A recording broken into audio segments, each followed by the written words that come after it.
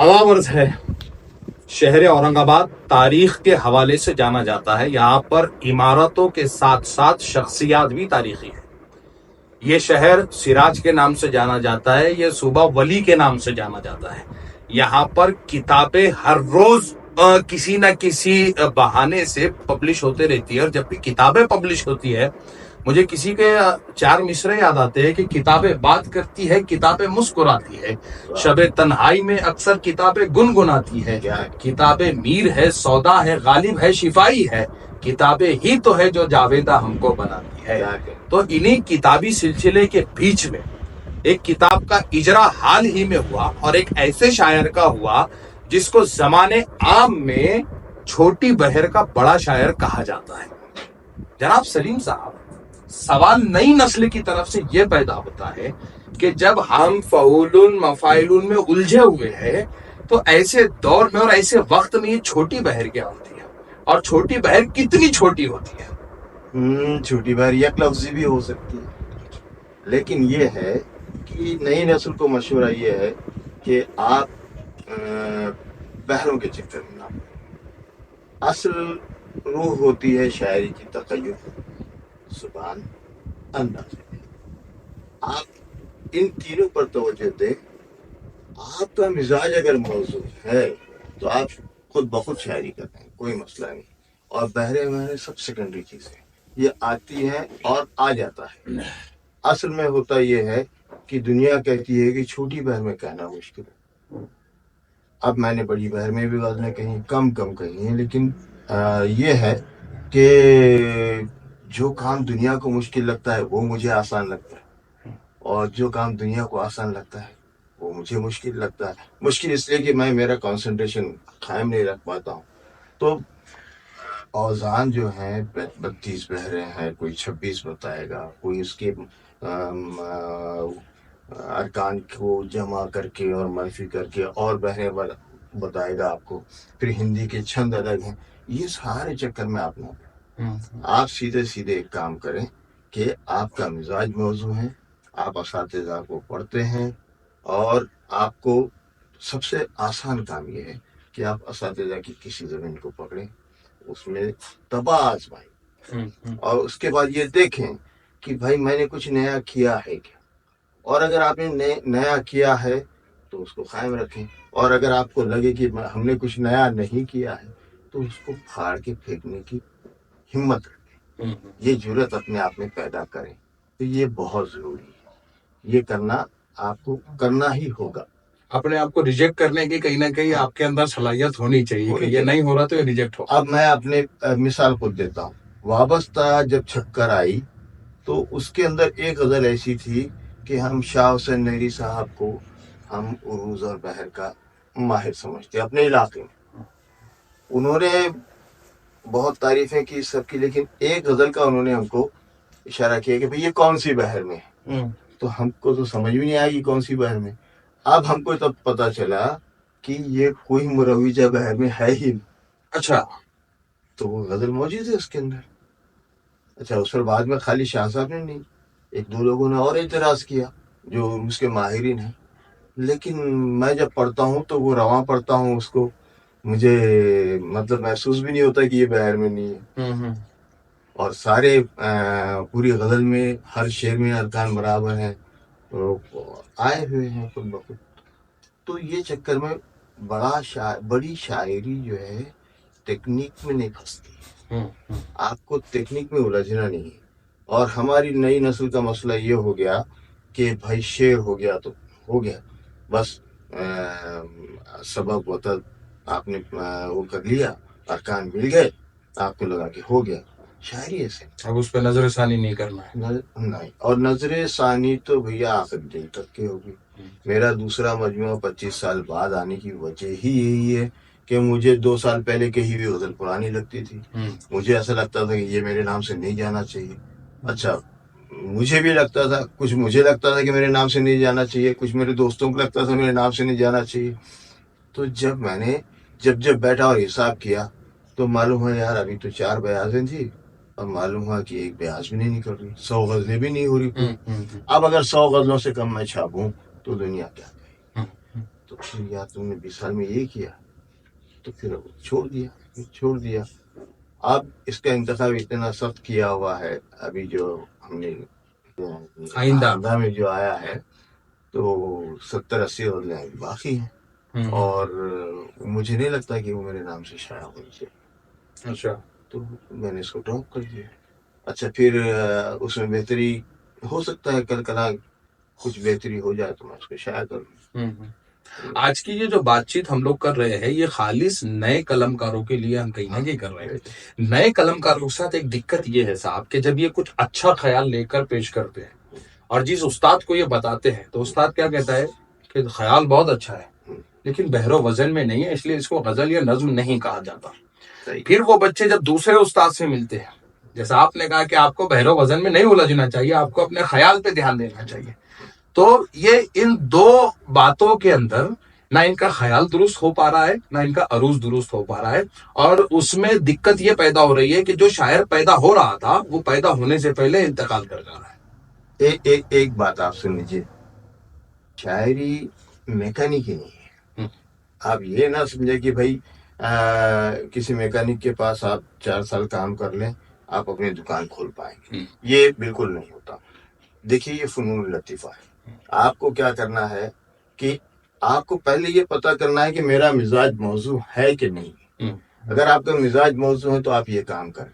ہماری پہلی عمر کے 8-10 سال، شاعری کی عمر کے 8-10 سال ہمارے اسی میں گزرے کہ ہم ہمارے ہر سینئر کو یہ پوچھتے تھے کہ کیا ہم کر سکتے ہیں، کیا ہم کو اس میں کنٹینیو رہنا چاہیے. ہر ایک کے بس کی بات تو ہے نہیں. اب ہر کوئی شاعر ہونا چاہے گا تو 2 دونی 4 تو کوئی بھی کر سکتا ہے. صحیح. تو ارکان تو آپ ارکان پہ عمل کر سکتے ہیں، آپ شاعری کر سکتے ہیں. ہمارا مسئلہ کیسا ہے؟ ہمارا مسئلہ یہ ہے کہ آپ یہ پہچانیں آپ کس سرزمین میں پیدا ہوئے، آپ کے اوپر بوجھ کیا ہے. میں نے اس دن میری تقریر میں یہی کہا کہ دکن میں پیدا ہونا، جس دن آپ پیدا ہوئے اور تخلیق کار کے طور پہ آپ کو پیدا ہونا ہے، اپنا شناخت قائم کرنی، تو آپ کے پیر پر بڑا بوجھ ہے. آپ 1 نمبر سے شروع نہیں کر سکتے، آپ کو 100 نمبر سے شروع کرنا ہے. یہ بات تو آگے یہ مسئلہ ہے آپ کا. اور تخلیق کار کے طور پہ اگر یہاں زندہ رہنا ہے تو ہم بہت دور کی بات ہے. بشر نواز، قمر اقبال بہت دور کی بات ہے. فاروق شمیم کو آپ چھو لیں، بڑی بات.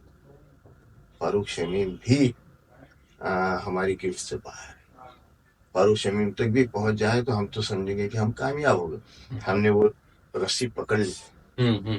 اور رسی کا پکڑنا ضروری ہے یار. شاعری تو آپ دیکھو ہر شہر میں آپ جاؤ 50 شاعر آپ کو یوں مل جائے.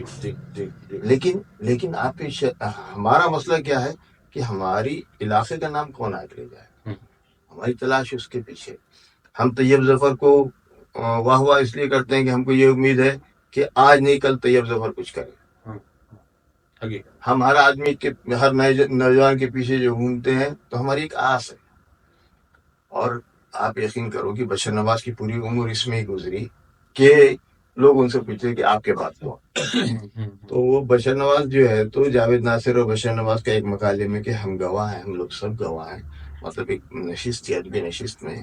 تو بشر نواز نے جاوید ناصر کو بولے تھے کہ جاوید ناصر کہ میں تو کہہ سکوں گا کہ میرے بعد جاوید ناصر، میرے بعد فاروق شمیم، تم کیا کہو گے؟ تو وہ بشر نواز کی بات صحیح ثابت ہوئی. اب ہمارے بعد جو نسل آ رہی ہے، آپ کو اندازہ ہے کتنے سال کا گیپ ہے؟ 25 سال کا گیپ. 2000 کے بعد سے ہم تلاش کر رہے ہیں، جبکہ اس کو شاعری کی زرخیز زمین کہا جاتا ہے. ہاں ہم کو کوئی نہیں ملا. شاعر ہے، ہم یہ نہیں کہہ رہے شاعر نہیں. آپ نکل جاؤ ہر شہر میں، آپ ایک مشاعرے کا اعلان کرو، 25 لوگ آ جائیں گے. اورنگ آباد میں 25 ہے، جالنا میں 25 ہے، پربھنی میں 25 سے زیادہ ملیں گے، ناندیڑ میں اور زیادہ ملیں گے. لیکن میرا مسئلہ یہ ہے کہ میں یہ کہہ سکوں کہ میرے بات کون. ہاں، تو ہماری خوش نصیبی یہ ہے کہ بشر نواز نے ہم کو پہچانا. انہوں نے کہا کہ میرے بعد سلیم محی الدین، لیکن اس کو محنت کرنی ہے. اگر وہ کر سکتا ہے، اگر وہ محنت کرے. اب نئی نسل کا مسئلہ کیا ہے میں آپ کو بتاؤں. آپ مطالعہ کرنے کے عادی نہیں، آپ کو مطالعہ کرنا نہیں ہے، لیکن آپ شروع کریں اپنے سینئر سے. यस यस आसान से मुश्किल की तरफ जाएं. आज के शायर को आप पढ़ेंगे, उसकी जुबान आज की है, यस उसका लहजा आज का है. हकीकत आप एकदम से वली को पढ़ने जाएंगे, आप सिराज को पढ़ने जाएंगे, उसकी जुबान आपके लिए नामानूस है. आपको जुबान का मसला आएगा, लफ्ज का मसला आएगा, लुगत देखना पड़ेगी, फिर उनकी इस्तिलाहें, उनकी तराकीब, उनके इस्तिआरे, उनकी अलामतों तक पहुंचने में आपको लेकिन जब आप नीचे से जाएंगे तो ये कैसा, ये चेन यस सिलसिला है, बिल्कुल वही अलामत है, लेकिन वो अपना वो बदलती है, वक्त के एतबार से रूह बदलते बदलती जाएंगे. हुई यस यस आती है. जी हाँ. कि अब वो जो पैमाना है, मतलब मैं और जाम और पैमाना जो है, वो मीर के पास अलग है, गालिब के पास अलग है, फैज के पास आते आते उसके माना कुछ और हो जाते हैं, मेरे पास आते आते कुछ और हो जाते हैं. तो वो जो है उसको आपको उस एक लफ्ज के सफर को भी आपको महसूस करना हो. और एक बात है, शायरी को आप ये ना समझे पार्ट टाइम जॉब नहीं है, ये पार्ट टाइम काम नहीं, ये फुल टाइम, ये फुल टाइम काम है. उस दिन इर्तिकाज़ अज़हर ने जब बयान किया, मतलब शायरी पे बात कर रहे थे, तो उन्होंने एक ही चीज़ बोली कि सलीम के पास जो कंटिन्यूटी है, जो तसलसल है, तो उसने उसको बचा रखा. यस कंसिस्टेंसी बाकी रहनी चाहिए. हाँ, अब हमारे पास ये होता है कि भाई थोड़े दिन आप किया, फिर कोई ज़ाती मसला आ गया. मसाइल तो हर एक के साथ जिंदगी है. मेरे साथ भी मसला है कि कुछ ना कुछ चीज़ें आती, लेकिन अल्लाह ने मुझे कोई फन से नवाजा है, इससे गाफिल नहीं होना है. तब आजमाई चालू रहनी चाहिए. आप गाफिल हो जाएंगे नहीं. अच्छा, फिर एक वक्त वो आता है कि आपके पास आपका मिजाज वो बन जाता है कि आप खुशी में भी शेर कहते हैं, आप जरा सा आपको कोई तकलीफ होगी वो भी आप शायरी में बयान करेंगे. सही है. वो मरहला आ जाता है आपकी जिंदगी में, वो मरहला आ जाता है. वो मरहला जिस दिन आ गया, उस दिन आप ये समझ लें कि आप निकल गए, आप समझो तीसरे और चौथे घर में आ गए. लेकिन पहला घर मुश्किल होता है. पहले घर को संभालना और वो जो रफ्तार का जो तयन है वो करना बहुत जरूरी है. तो हम ये नहीं बोल रहे कि बहरे नहीं पढ़े आप, बहर पढ़े आप. हमारा वाक़या सुनाते, खमर इकबाल साहब के पास हम जब गए थे, तो होता ये था कि हम 10-10 गज़लें लेके आते थे. एक कागज पे एक गज़ल लिखने की उनकी ताकीद होती थी. अच्छा. एक कागज पे 2 गज़ल नहीं हो सकती, एक कागज पे एक. इस्लाह कैसे होती थी, जब तक कि उस्ताद ना कहे हम बैठ भी नहीं सकते थे, खड़े रहते थे. 10 गज़लें सामने रखी, खड़े हो गए हाथ बांध के. अब वो 10 गज़लों से वो देखते थे. बहर वज़न हमको कुछ नहीं मालूम, कुछ नहीं मालूम, हम बस लिख के लाते. अभी तखय्युलात लिखे हुए हैं. किसी उस्ताद की जमीन में लिख देते थे, कोई नई जमीन सूझ गई तो वो कर देते थे. सब लेके आना 10 गज़लें, वो देखते थे, एक हटा, 2 हटा, 4 हटा. एक गज़ल उसमें से हमको लगती थी कि ये थोड़ी इसके अंदर कम मेहनत है, ये बहर के ज्यादा करीब है. अच्छा, एक ही गज़ल में 10-10, 15-15 शेर भी होते थे उस जमाने में. हम मतलब नया तो होता ही है. तो वो जो मुनासिब होती थी वो उसको पकड़ते थे. फिर उसमें से पहले जो बहर से दूर अशार होते थे इनको कट करते थे. फिर उसके बाद जो बहर के करीब अशार होते थे तो उसमें है तो एक आध लफ्ज़ बदलेंगे, ये करेंगे, वो करेंगे. तो बाज़ वक्त तो ये होता था कि माना ही बदल जाते थे शेर के, जब वो मिसरा बदल दिया कि भाई शेर ठीक है, दूसरा मिसरा ठीक है, एक मिसरा बदल दो, हो जाता था, कर दिया. और वो करके 5 शेर निकालते थे, बड़ी मुश्किल से 7 शेर. बाकी के पूरे वो शेर भी कट जाते थे. और उसके बाद बाकी की 8-9 गज़लें जो होती थी वो हजरत ऐसे निकालते थे हमारे नज़र के सामने. 1, 2, 3, 4 टुकड़े होते थे, में चली जाती थी वो. उसके बाद एक गज़ल हमारे हाथ में देते थे, जाओ फारूक को दे दो, फारूक शमीम की दावत कर दो, फारूक शमीम पढ़. अच्छा, हम बैठते थे वहाँ पे. क्यों कि जब वो इस्लाह हो गई, वो उन्होंने लिख दिए, गालिब जब लिख देते तो तरीका ये होता था कि इसके ऊपर वो एक ऐसी लकीर मारता था, माने लिख दिया और नीचे फेंक देता. जैसे ही उन्होंने नीचे फेंके वो उठा के लेके आते थे. मेरे पास आज भी महफूज है. क्यों महफूज है कि भैया मैंने क्या लिखा था और उन्होंने क्या तस्हीह की, मुझे वो गलती दोबारा नहीं होनी चाहिए. सही. तो वो मैंने संभाल कर रखी. تو آپ کو کوئی انگلی پکڑ کے لکھنا نہیں سکھائے گا، آپ کا قلم پکڑ کے کوئی لکھنا سکھائے گا نہیں. یہ آپ کا جو کیا بولیں گے ریاضت پہ ہے، آپ کتنی کی آپ ریاض ریاضت پہ کرتے ہے، ہیں. آپ کے مزاج کا جو توازن ہوتا ہے اس پر ہے کہ آپ کتنا آگے جائیں گے. یہ کام اتنا صبر پسند ہے، اور ہم لوگ اکثر یہ سنتے ہیں کہ غالب اپنی حیات میں ایک دیوان تک نہیں چھاپ سکے. ابھی آپ نے کہا کہ میری یہ 25 سال کے بعد کتاب ہے، تو یہ نئی نسل میں جو ایک دقت پیدا ہوئی، یہ ہر دوسرا اہل کتاب ہونا چاہتا ہے. شہر اورنگ آباد میں اگر آپ دیکھیں گے تو مہینے میں ہمارے پاس 4 ادبی پروگرام ہیں، اور ہر ادبی پروگرام میں ایک کتاب کا اجرا ہے. اس کو آپ اردو ادب کے لیے اچھا سمجھتے ہیں، یا آپ یہ سمجھتے ہیں کہ یہ اردو ادب میں جو ہے تو ملاوٹ کی جا رہی، جو نہیں ہونا چاہیے؟ برا کچھ نہیں ہوتا جی. میرے نزدیک، برا کچھ نہیں ہوتا. آپ یہ بات مان لو، چاہے ادب ہو چاہے زندگی ہو، ادب اور زندگی الگ الگ ہے. آپ کی زندگی میں کوئی کام برا ہوتا نہیں ہے، وہ آپ کو کوئی تجربہ دینے کے لیے آتا ہے، آپ کو کوئی چیز دینے کے لیے آتا ہے. میں نے ایسے کئی لوگ دیکھے جنہوں نے اپنے پہلے مجموعہ کلام کو مطلب سرے سے منسوخ کیا، اعلان کیا برات کا کہ اس سے میرا کوئی تعلق نہیں. تو یہ ہوتا ہے، کوئی بڑی بات نہیں ہے، لیکن یہ مشق کرنی چاہیے، یہ مشق جاری رہنی. ہم نے اکثر یہ سنا ہے کہ غالب اپنی حیات میں اپنا دیوان تک نہیں چھپوا سکے. آپ نے خود ابھی کہا ہے کہ مجھے 25 سال لگے کتاب لکھنے کے لیے، اور آپ نے یہ بھی کہا ہے کہ کس طرح 10 غزلوں میں سے 5 شعر سلیکٹ ہوا کرتے تھے. آج شہر اورنگ آباد کی، یا میں سمجھتا ہوں اورنگ آباد کی بات نہ لی جائے، اردو ادب کی بات لی جائے، تو ایک دقت یہ پیدا ہو گئی ہے کہ جس کی 100 غزلیں مکمل ہوئی وہ صاحب کتاب ہونے کے لیے تیار کھڑا ہے.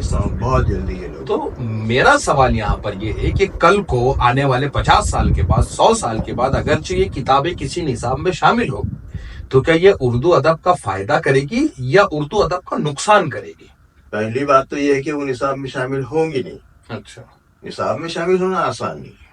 ہر عہد میں، ہر زمانے میں، ہر وقت میں غالب کے معاصرین کتنے تھے آپ پڑھتے ہیں، کتنے معاصرین تھے.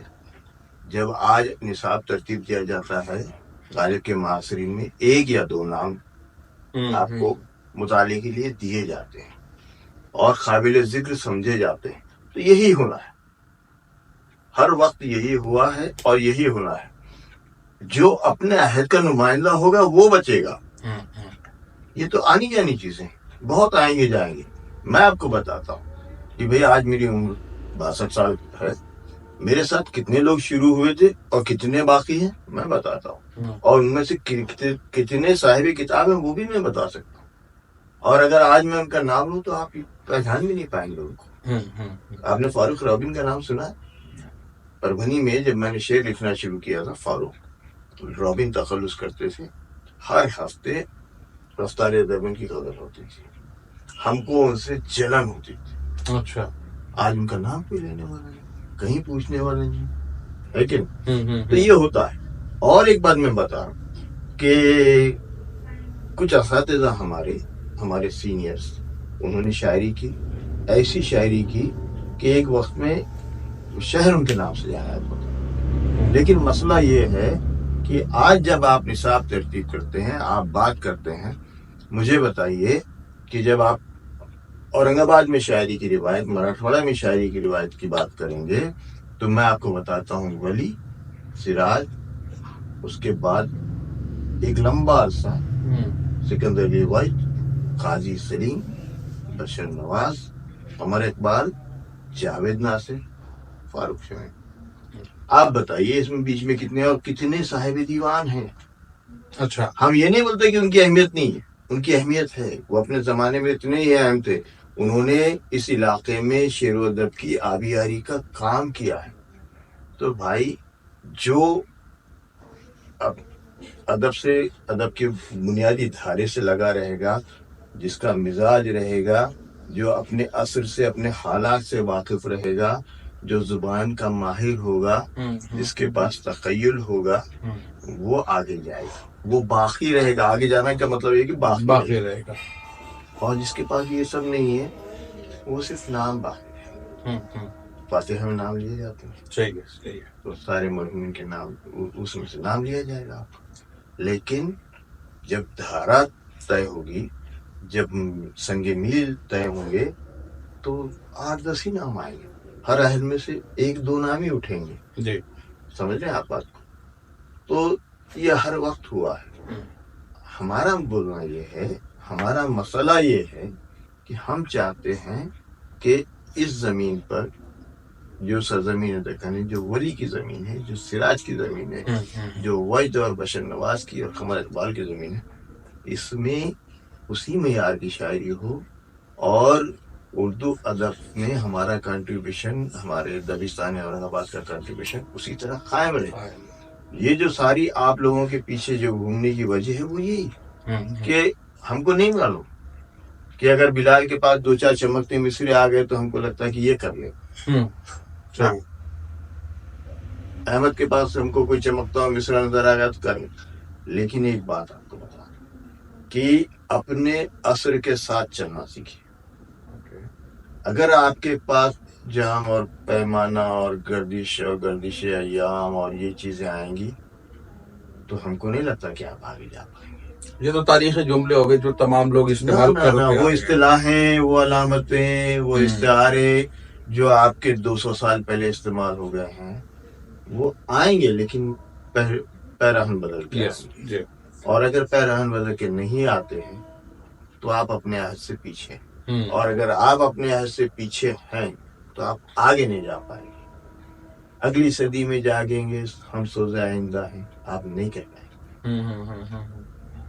مطلب جس ماحول میں آپ ڈھلے ہوئے ہیں اس ماحول کی شاعری ہونی چاہیے تو شاید کل آپ کو کوئی پڑھے. رائٹ. میں نے پرسوں جالنا میں ایک سیمینار ہوا تھا جی. تو اس میں بتایا گیا کہ، تو میں نے بتایا کہ بھئی نئی نسل، ایک آپ کی عمر کے بچے 21 سال 22 سال کے بچے، مجھے نام بھی یاد تھے مجھے، کہ ایک ہی موضوع ہے عشق. مجھ کو نیچے اتار لیں گے لوگ، عشق لٹکا رہے گا پنکھ. تو بھائی یہ یا تو نیا کہو یا نئے انداز سے. صحیح. ٹھیک ہے. جب سے تم نے ہٹا لیے بازو، سر کے نیچے سوال رکھے، تو بھائی آپ کی عمر کی شاعری کو. ہمارے ساتھ بھی یہ ہوتا تھا جاوید ناصر، جب ہم ایسی سنجیدہ شاعری کرتے تھے ہم کو بولتے تھے اپنی عمر کی شاعری کو. صحیح ہے. ہاں تو بھیا میں اپنی عمر گزارتے 60 سال کو آیا. میں گیپ مار کے نہیں آ سکتا، میں چھلانگ نہیں مار سکتا، میں نہ آگے چھلانگ مار سکتا ہوں پیچھے چھلانگ. مجھے اپنے عہد کے ساتھ چلنا ہوگا، اور جب آپ عہد کے ساتھ چلنا سیکھیں گے تو آپ عہد سے آگے دیکھنا بھی سیکھ پائیں گے. یہ ہے اصل حقیقت. بالکل بالکل بالکل. تو اس پہ توجہ ہماری نئی نسل کی نہیں ہے. ہمارے ساتھ مسئلہ یہ تھا کہ ہمارے استاد کا سامنا کرتے ہوئے ہم کو ڈر لگتا تھا. پہلا سوال یہ ہوتا تھا کہ کیا پڑھا. اچھا. اب بول دیا کہ بھائی شکیب جلالی کو پڑھا. کون سا شعر اچھا لگا؟ شجاعت. تو مطلب جب بھی کراس چیک بھی ہوتا تھا کہ بھیا پڑھا کے نہیں پڑھے. یس. تو ہمارے اوپر پریشر یہ ہوتا تھا کہ خالی پڑھنا نہیں ہے، وہ یاد کرنا ہے. 2-4 چیزیں یاد کر کے جانا. نیا رسالہ آتا تھا، ہمارے پاس رسالہ خریدنے کے پیسے نہیں ہوتے. ہمارے استاد وہ رسالہ ہمارے حوالے کر دیتے، ابھی بولتے تھے اس کو پڑھ کے آنا. پھر اس کے اندر یہ بھی بول دیتے تھے کہ یہ مضمون بہت اہم ہے، تو وہ مضمون پڑھ کے آ. پھر وہ کراس چیک ہوتا تھا کہ وہ پڑھا کے نہیں پڑھا. تو یہ تربیت کا طریقہ ہوتا تھا. اب اگر یہ میں نئی نسل کے کسی بچے کے ساتھ کرنے جاؤں تو وہ مجھ سے بدزن ہو جائے. وہ لوٹ کے نہیں آئے، اور ہوا ہے میرے ساتھ، نہیں آئے بچے. یہ صبر بخش جنریشن نہیں ہے، یہ ریل کی 15 سیکنڈ کی دیوانی جنریشن ہے. اگر آپ کسی کو کہو کہ ایک بہر میں 100 الفاظ لکھ دو، وہ نہیں لکھ رہا، لیکن شاعر بھی ہونا ہے. تو ایسے بچوں کے لیے کیا کرنا چاہیے کہ آپ کو شاعر بھی ہونا ہے، آپ کو محنت بھی نہیں کرنی ہے؟ نہیں، شاعر ہونا بس بھائی ہو جاتا ہے آدمی. ہم یہ نہیں بول رہے کہ آپ محنت نہ کریں، آپ محنت کریں، لیکن یہ چمک دمک کے پیچھے نہ گئے. ہم نے دیکھا ہے اسٹیج پہ پیدا ہونے والے اسٹیج پہ مر گئے. صحیح ہے. ریلز کا دور آیا ہے، ریلز میں زندہ رہیں گے آپ.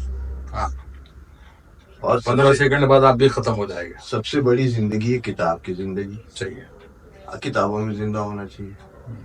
اور آج دکن کا ادب جو ہے پوری دنیا اردو ادب میں ہر چیز میں اولیت ہے. پہلا مرثیہ یہاں لکھا گیا، پہلی مثنوی یہاں لکھی گئی، پہلی داستان یہاں ملے گی. تو بھیا یہ جو آپ کو اللہ نے پہلی صف میں رکھا ہے اس میں قائم رہنے کے لیے کوئی جستجو تو کرو یار. صحیح. آپ کا حق ہے، آپ کریں. فنون لطیفہ کے جد امجد ہے اب، اس کو واقع رکھنا چاہیے. آپ اس کو باقی رہیں گے. آپ کے اوپر ذمہ داری ہے. میں جو بولتا ہوں کہ بوجھ لے کے پیدا ہوتا ہے کندھے پہ، تو وہ غلط نہیں ہے. آپ کے کندھوں پر بوجھ ہے، آپ اس کو کیسے سہارتے ہیں یہ آپ کے اوپر ہے. تو آپ یہ نہیں کرنا چاہ رہے. اور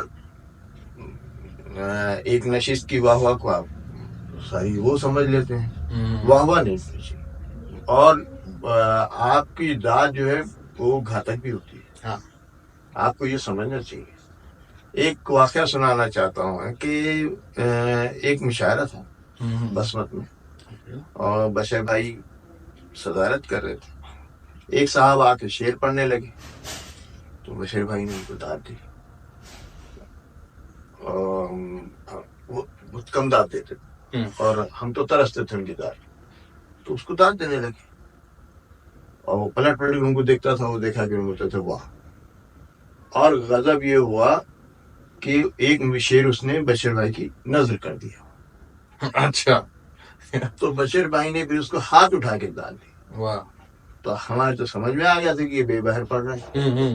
بھائی ہم کو بہروں کا علم نہیں تھا ہم کو، مگر ہمارے کان یہ بتاتے تھے کہ یہ کچھ غلط ہے. صحیح. اب ہم کو یہ سمجھ میں آ گیا کہ یہ بے بہر پڑھ رہا ہے. ہم نے بشیر بھائی کو بولا کہ کیا کر رہے آپ؟ تو بشیر بھائی یوں دیکھے اور مسکرائے. بولے اچھا تم کو بھی سمجھنے لگا. ہاں اتنا تو سمجھتا ہے کہ بے بہر پڑھ رہا ہوں. تو بولے اس کے سیکھنے کی عمر چڑھے گی. میں نے ان کو جب بولا کہ بھائی آپ ہم کو تو داد نہیں دیتے، آپ ہم کو ٹوکتے، تو بے بہر پڑھ رہا اس کو آپ داد دے رہے. تو ان کا ایک ہی جملہ تھا کہ اس کے سیکھنے کی عمر چلے گی. صحیح ہے. تو مطلب جس کے سیکھنے کی عمر چلے گی وہ اس کو داد بھی دیں گے، کچھ بھی کہیں گے، لیکن جس کے سیکھنے کی عمر اس کو چھوڑیں گے نہیں. صحیح. اس پہ طنز ہوگا، چھوڑیں گے نہیں. صحیح ہے. ابھی تو دقت یہ ہو کہ رات ہندوی صاحب کے 2 مشرے تھے نا کہ سخنوروں نے بنا دیا سخن کو ایک مذاق، ذرا سی داد کیا ملی خطاب مانگنے لگے. تو یہی والا سارا سلسلہ ہے. اور گڑبڑ نہیں کرنی، جلدی نہیں کرنی. جلدی بہت نقصان دہ ہوتی ہے. اور میں آپ کو بتا رہا ہوں کہ بات یہ ہوتی ہے کہ جب میری کتاب چھپنے لگی، پہلی کتاب، تو 98 میں. اچھا. تو میری عمر کیا تھی؟ 35-36 سال کا تھا اس وقت ہے. تو شاعری لیکن 15 سال سے کرا تھا، وہ بھی 20 سال کا وہ تھا پورا. تو میں نے میٹرک میں پہلا مشاعرہ پڑھ لیا تھا. کیا بات. تو 20 سال انتظار بڑی بات ہوتی ہے. تو ہم نے 35-36 سال کی عمر میں کتاب مرتب کی. تو 5 میری بیازیں تھی جس میں سے چھاٹ چھوٹ کے 100 غزلیں نکالی گئی. باقی کے سب جو ہے تو حافظ عیاض مرحوم زندہ تھے. انہوں نے بولے کہ اس کو لے آ کے جلا دے، یہ پھر سے استعمال کرے گا. تو وہ ہمارے دوستوں نے اس کو لپیٹ کے ہمارے سامنے لے گئے، ہم کو اطلاع یہ دی کہ جلا دیا. اب یہ ہوا کہ ہم نے بشیر بھائی کو بولے کہ اس پہ لکھ دیجئے. بشیر بھائی نے ایک پیراگراف لکھ دیا. اب وہ پیراگراف ہم آخری صفحے پہ چھاپنا چاہ رہے تھے تو جاوید ناصر نے ہم کو بولے تھے کہ میں لکھوں گا. تو اب ہم کنفیوز ہو گئے کہ بھائی بشیر بھائی کا لکھا ہوا پھر کہاں چھاپے. بشیر بھائی تو بڑے آدمی. جاوید ناصر بولے میں لکھوں. اور جاوید ناصر نے لکھا ایک پیراگراف. تو وہ پیراگراف دیکھنے کے بعد پھر ہم نے بشیر بھائی کو بولے کہ بشیر بھائی جاوید بھائی کی ضد ہے.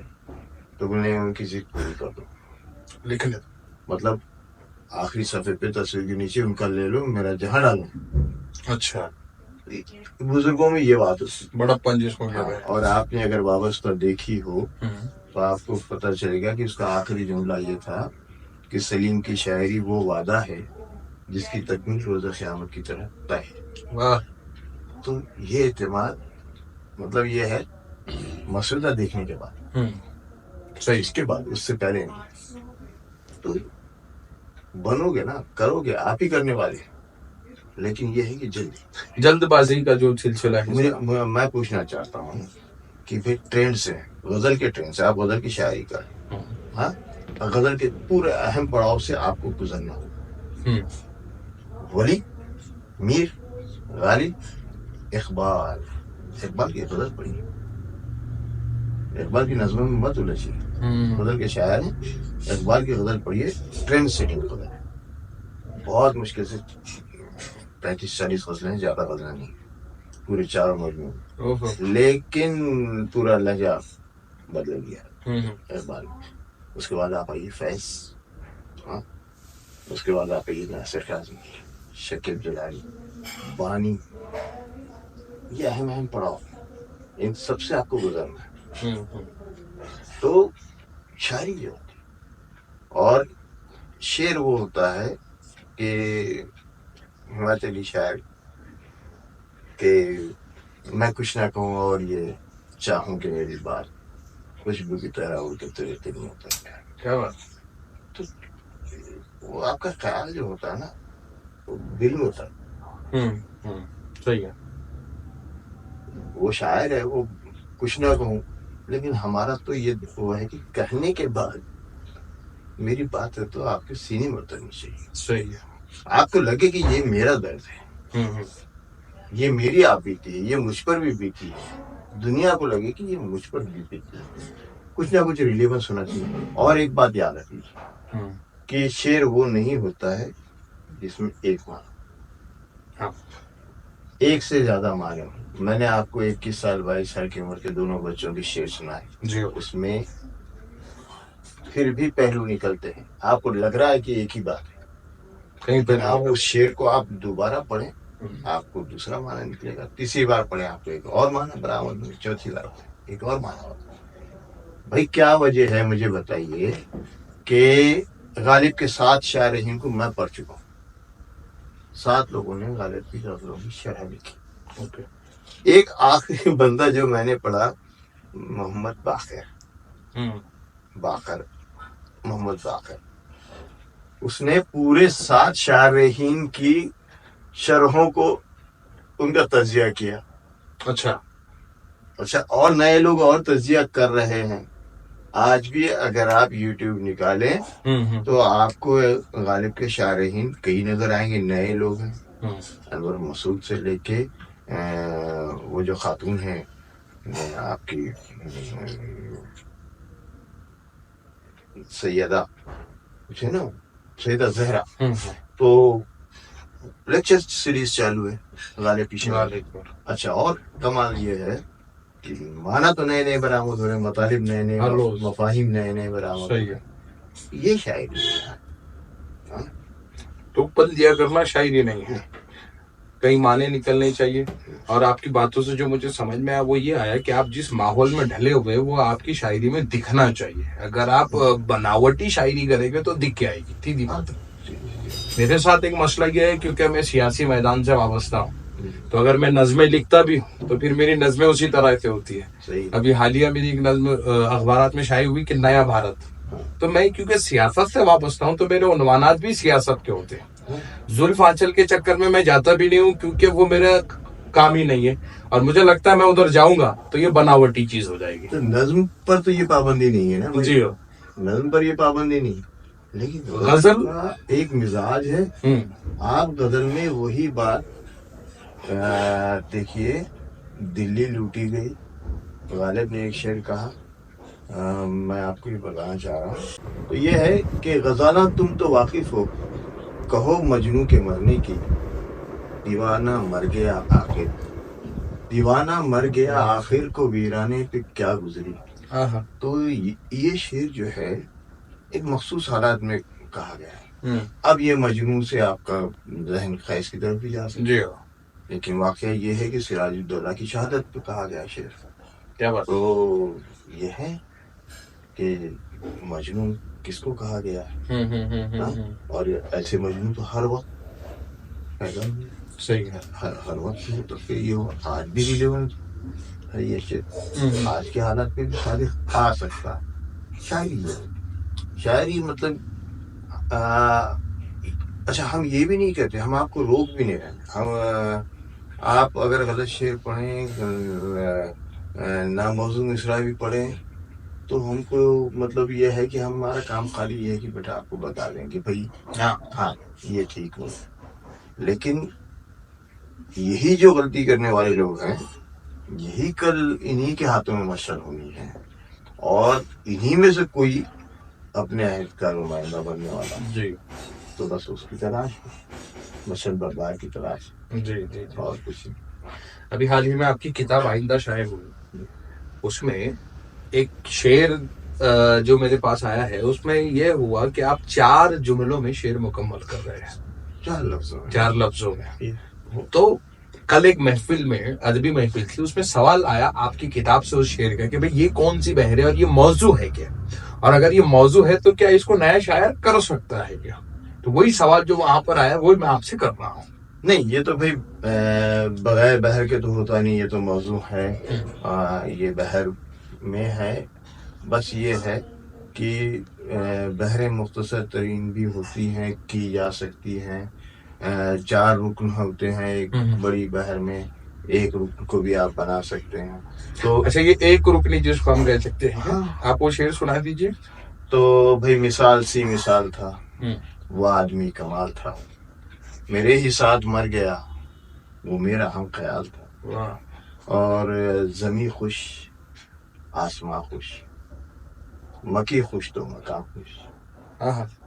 زمیں خوش آسماں خوش، مکی خوش مکی خوش تو مکان مکان خوش. یہ بھی ہے. ارے بھائی وہ پتہ نہیں کیا ہے. 2014 میں میں حج کے لیے گیا تھا، 25 دن ہم رہے مکہ میں، اور 25ویں دن ہماری روانگی کا وقت تھا. تو بس یہاں دعا یہ ہوتی تھی کہ اللہ خالی ہاتھ نہ جاؤں، حضور کے آگے خالی ہاتھ نہ جاؤں، تو کچھ نہ کچھ لے جاؤں. تو بس وہ زندگی میں کبھی نعت کہنے کی توفیق نہیں ہوئی. اور دوسرا مسئلہ یہ تھا کہ پریشر بہت تھا کہ بھئی اس ذات کے بارے میں میں کیا کہہ سکتا ہوں، کیسے کہوں گا، کیا کہوں. لیکن اللہ نے دیا. 7 مصرے ہوئے، 7 شعر ہو گئے، اور بس کچھ نہیں. وہاں گئے، ہاتھ باندھا اور اپنے آپ کو سنائے کہ حضور آیا ہوں آپ کے لیے. کہ یہ تھا کہ مہر حسن و ماہ عشق، مہر حسن و ماہ عشق، اے جمال و جاہ عشق. مہر حسن و ماہ عشق، اے جمال و جاہ عشق. اور یہ کہ وجہ تخلیق جہاں، اے سبیل راہ عشق. اور یہ تھا کہ ایک شعر بڑا تھا، دل ہے صوفی با صفا. واہ، دل ہے صوفی با صفا، آپ ہیں درگاہ عشق. واہ، آپ ہیں درگاہ عشق. اور در تلک پہنچا سلیم، سچ ہوئی افواہ عشق. در تلک پہنچا سلیم، سچ ہوئی افواہ عشق. اللہ نے دے دیا. تو بس یہ ہے، کچھ نہیں. لوگوں کو بڑا مشکل لگتا لیکن آسان ہے. اور اس سے ایک بات یہ بھی واضح ہو جاتی ہے آپ کی اس نظم سے کہ بغیر آقا کا نام لیے بھی نعتیں ہو سکتی ہیں، وگرنہ اللہ کے نبی کا نام لینے کو ہی لوگ نعتیں سمجھ رہے ہیں. یہ بھی بڑی آپ کو قابل مبارکباد ہے، اللہ آپ کو جزائے خیر. یہ نقطہ تو میں آپ کی وجہ سے ذہن میں آ گیا. یہ بڑی بات ہے. یہ وگرنہ نعت پاک بولے تو یا تو آقا کے نام سے شروع ہوگی یا تو قافیہ ردیف میں ہی آپ کو رکھ دیا جاتا ہے. تو میں سمجھتا ہوں کہیں نہ کہیں تعریف کے ہم کرنے کے چکر میں آپ کی بے ادبی بھی کرنے لگتے ہیں. تو یہ بہت، میں سمجھتا ہوں بہت قابل مبارکباد ہے آپ کا یہ کلام. خیر باتیں تو بہت ساری ہے کرنے کے لیے، اور چونکہ سمندر کے پاس بیٹھے ہیں تو پانی کی کمی ہونا تو بڑی مشکل بات ہے.